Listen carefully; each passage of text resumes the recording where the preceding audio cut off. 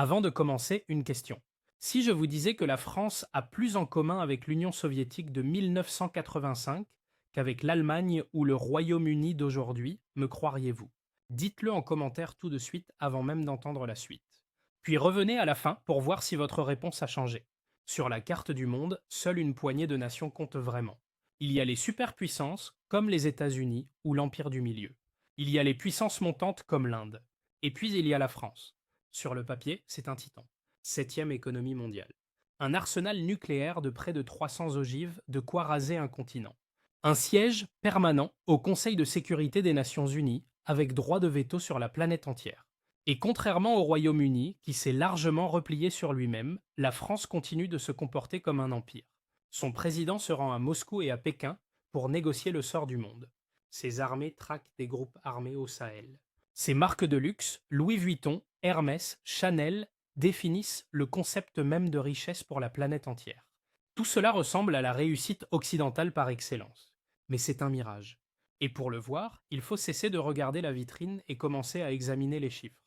Parce que si l'on gratte le vernis du luxe, si l'on ignore les sous-marins nucléaires, et que l'on se penche sur le système d'exploitation réel de ce pays, on ne trouve pas une démocratie capitaliste à l'allemande ou à l'anglaise.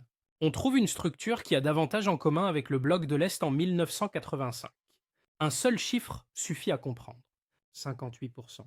C'est la part de l'économie française contrôlée, dépensée ou allouée par l'État. Le taux le plus élevé du monde développé. Plus élevé que le Royaume-Uni. Plus élevé que la Suède, pourtant réputée socialiste. Plus élevé même que certaines puissances officiellement communistes. Concrètement, sur chaque dizaine d'euros produits en France, le gouvernement en prélève 6. Ce n'est pas une social-démocratie. C'est une économie dirigée avec une boutique de souvenirs dans le hall d'entrée. Et comme dans tout système dirigé, cette machine est pilotée par une caste fermée d'élites qui sont toutes passées par les mêmes écoles, parlent le même langage et vivent complètement isolées des conséquences de leurs décisions. Elles ont construit un système où l'État n'est pas simplement l'arbitre, mais le joueur, l'entraîneur et le propriétaire du stade. Le problème, c'est qu'une économie dirigée au XXIe siècle finit toujours par épuiser l'argent des autres. Pour comprendre comment on en est arrivé là, il faut remonter à la pose de la première pierre. Nous sommes en 1945. La guerre est terminée, mais la France est en ruine. Ses usines sont bombardées, ses ponts détruits, son économie à l'arrêt. Le général de Gaulle se trouve face à un choix. À l'ouest, le modèle américain, un capitalisme sans entrave où le marché règle tout. À l'est, le modèle soviétique, l'État possède tout et décide de tout. De Gaulle rejette les deux. Il se méfie du capitalisme américain parce qu'il considère une partie du patronat français comme des collaborateurs. Mais il déteste aussi le communisme parce qu'il est nationaliste. Alors il invente une troisième voie, le dirigisme. L'idée est simple. La France restera capitaliste en apparence. On peut posséder une boulangerie, une boutique. Mais les secteurs stratégiques, l'énergie, les transports, la banque, l'industrie lourde seront dirigés par l'État.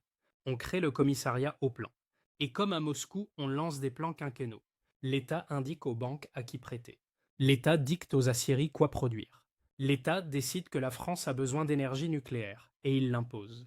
L'État décide que la France a besoin de trains à grande vitesse, et il construit le TGV. Et la partie dangereuse de l'histoire, c'est que pendant 30 ans, cela a fonctionné. De 1945 à 1975, ce système produit un miracle économique que l'on appelle les 30 glorieuses. L'économie croît de 5% par an. La classe moyenne explose. La France passe d'une nation agricole dévastée à un titan industriel moderne. Ce succès est crucial pour comprendre la tragédie qui suit, parce qu'il a convaincu les Français d'un mensonge fatal. L'État est plus intelligent que le marché.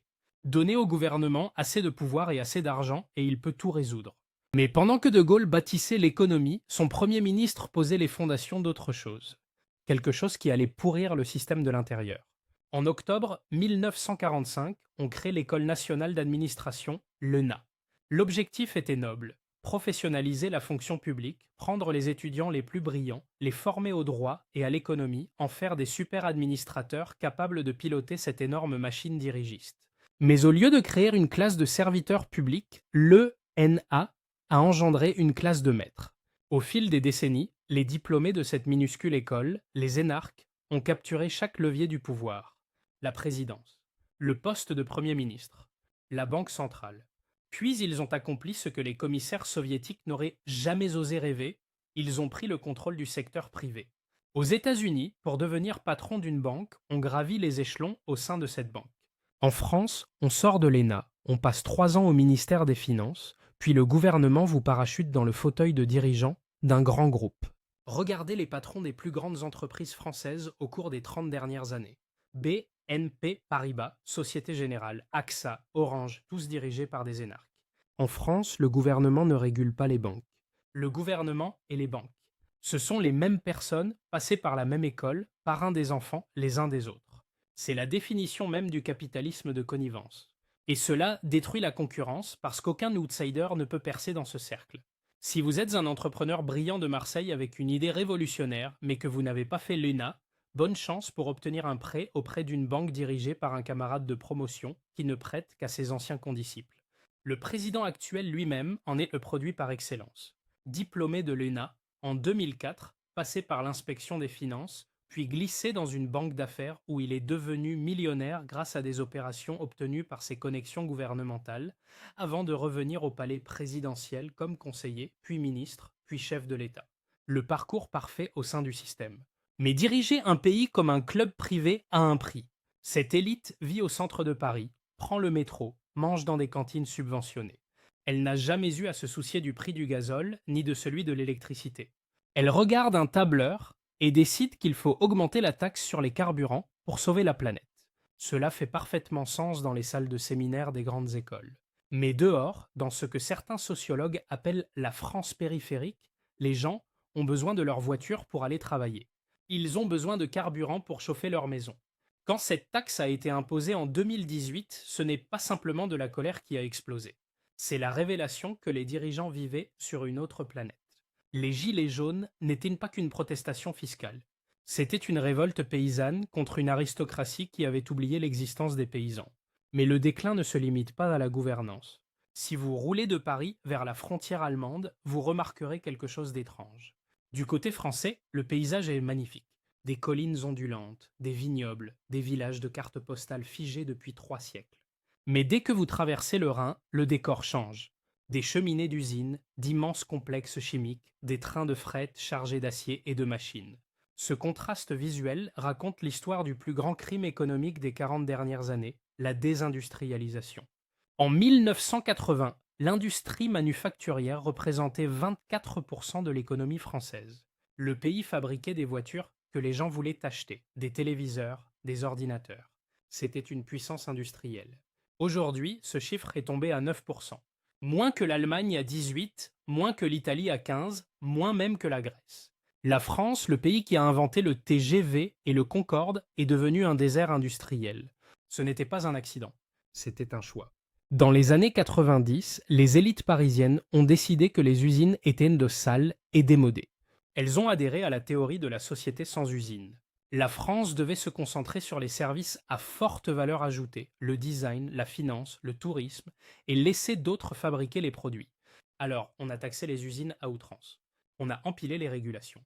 On a rendu l'embauche si coûteuse que les entreprises ont simplement abandonné. Peugeot a fermé des sites. Renault a déplacé sa production au Maroc et en Turquie.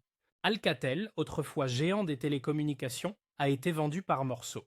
Et qu'est-ce qui a pris leur place ? Quel était le moteur de l'économie française aujourd'hui ? Les sacs à main. Si vous regardez la bourse de Paris, le CAC 40, un secteur domine tout, le luxe.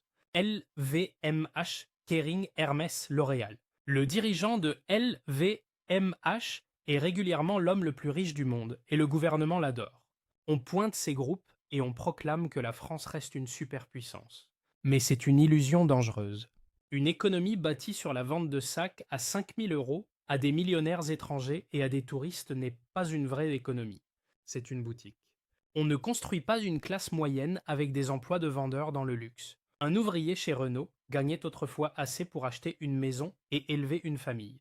Un employé de la boutique Louis Vuitton sur les Champs-Élysées ne peut pas se permettre de vivre à moins de 50 km de Paris. Et stratégiquement, c'est une catastrophe. Quand la pandémie a frappé en 2020, le masque est tombé. La France, pays du G7, puissance nucléaire, a réalisé qu'elle ne pouvait même pas fabriquer du paracétamol. Elle ne pouvait pas produire assez de masques. Elle a dû supplier d'autres nations pour des fournitures médicales de base. La société sans usine s'est révélée être un piège. on avait échangé l'indépendance contre un air plus propre et des cours de bourse plus élevés. On avait transformé la France en un immense musée à ciel ouvert où les riches viennent dépenser mais où plus rien de nouveau ne se crée. Et les millions de personnes qui travaillaient dans ces usines, à qui l'on avait dit que leurs métiers étaient l'idée passée, elles n'ont pas disparu. Elles se sont mises en colère. Elles ont enfilé des gilets jaunes et ont commencé à mettre le feu au musée. Mais la loi la plus dévastatrice de toute la Ve République n'était ni un impôt ni une nationalisation. C'était un chiffre imprimé sur une seule page de législation, 35. En l'an 2000, sous un Premier ministre socialiste, la France a fait quelque chose qu'aucun autre pays au monde n'avait jamais tenté.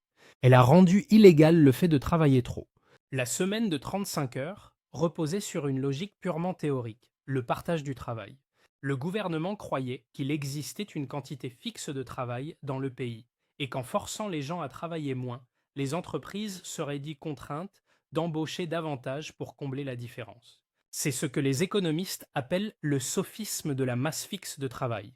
Et naturellement, cela a échoué. Les entreprises n'ont pas embauché plus. Elles ont simplement cessé de croître, cessé d'investir. Elles ont automatisé des postes ou les ont délocalisés. Mais le dégât culturel a été pire que le dégât économique. Cette loi a enseigné à toute une génération que le travail était un fardeau à minimiser, non un chemin vers la prospérité. Pendant que les Américains travaillaient 50 heures par semaine pour bâtir les géants de la technologie et que d'autres puissances en consacraient 70 pour construire les usines qui les approvisionnent, la France débattait du calcul des jours de récupération. Et cela nous amène à la prise d'otage. Parce que les Français ont aimé les 35 heures. Ils ont aimé la retraite anticipée. Ils ont aimé les protections. Et ils ont compris qu'ils disposaient d'une arme pour les conserver, la rue. Dans une démocratie classique, si une politique vous déplaît, vous votez contre aux prochaines élections. En France, si une politique vous déplaît, vous incendiez un péage. C'est le veto de la rue et il paralyse le gouvernement depuis 20 ans. Quand le président a tenté en 2023 de repousser l'âge de la retraite de 62 à 64 ans, rappelons qu'en Allemagne, cet âge est fixé à 67, au Royaume-Uni à 66, aux États-Unis à 67, le pays s'est embrasé pour défendre le droit de partir 3 ans plus tôt que le reste de l'Europe. Et le gouvernement, tétanisé à l'idée de soumettre la mesure au Parlement, a dû recourir à un mécanisme constitutionnel qui force l'adoption d'une loi sans vote. Ce n'est pas le signe d'un gouvernement fort, c'est le signe d'un gouvernement qui a peur de son propre reflet. La France est aujourd'hui un pays où l'élite du palais présidentiel est techniquement aux commandes, mais où elle est en réalité otage. Elle sait que si elle touche au modèle, les 35 heures, les retraites, les prestations, la maison brûle. Alors elle fait la seule chose qu'elle peut faire, emprunter encore pour maintenir les lumières allumées. Ce qui nous conduit à l'addition finale. Pendant 50 ans, la France a promis à son peuple un État-providence de niveau soviétique, retraite précoce, semaines courtes, soins illimités, sans disposer des ressources pétrolières pour le financer. Alors elle a utilisé une carte de crédit. Le pays n'a pas présenté un budget en équilibre depuis 1974. Pendant un demi-siècle, à travers les périodes de croissance et de récession, sous des gouvernements de gauche comme de droite, pas un seul dirigeant n'a réussi à dépenser moins qu'il ne gagnait. Pas une seule fois. On a simplement émis des obligations et on les a vendues au monde. Et pendant longtemps, le monde les a achetées. Les investisseurs pensaient que la France était l'Allemagne. Ils la prenaient pour une puissance nordique sérieuse et disciplinée. Mais le vernis craquelle. En 2025, la France consacre plus de 55 milliards d'euros aux seuls intérêts de sa dette. Mettons ce chiffre en perspective, c'est plus que le budget entier de l'armée française. Plus que le budget de la dissuasion nucléaire. Plus que celui de la justice. Le pays dépense désormais plus pour rembourser les fantômes du passé que pour défendre son avenir. Et contrairement aux États-Unis, qui peuvent imprimer leur propre monnaie pour honorer leurs engagements, la France ne peut pas imprimer l'euro. L'euro est contrôlé depuis Francfort. Et les Allemands commencent à se lasser de payer l'addition. C'est le scénario cauchemar. En 2010, quand la Grèce a fait faillite, l'Union européenne a paniqué, mais elle a sauvé la Grèce. Elle a signé le chèque. Pourquoi? Parce que la Grèce est petite. 2% de l'économie européenne. On peut renflouer une barque, mais la France n'est pas une barque. C'est un paquebot. 7e économie mondiale. Une montagne de dettes dépassant les 3000 milliards d'euros. Si la France sombre, personne n'est assez riche pour la sauver. L'Allemagne ne peut pas renflouer la France. La Banque centrale européenne ne peut pas imprimer assez d'argent pour combler un gouffre de 3000 milliards sans détruire la monnaie. Alors, revenons à la question de départ. La France est-elle un acteur mondial sérieux? Ce que les chiffres montrent, c'est un pays magnifique, doté de l'arme nucléaire, géré par une caste d'administrateurs brillants qui pilotent un déclin lent et confortable. Ils ont construit l'État dirigiste parfait. Ils ont la nomenclature. Ils ont l'économie de commande. Ils ont une population captive. Mais comme dans tout système de ce type, l'argent finit par manquer. L'idéologie se vide de sa substance. Et les citoyens attendent que quelque chose cède. La France restera un endroit merveilleux. La cuisine sera toujours sublime. Les paysages resteront à couper le souffle. Mais entre la beauté d'un pays et sa puissance, il y a un gouffre que 55 milliards d'intérêts annuels creusent chaque jour un peu plus.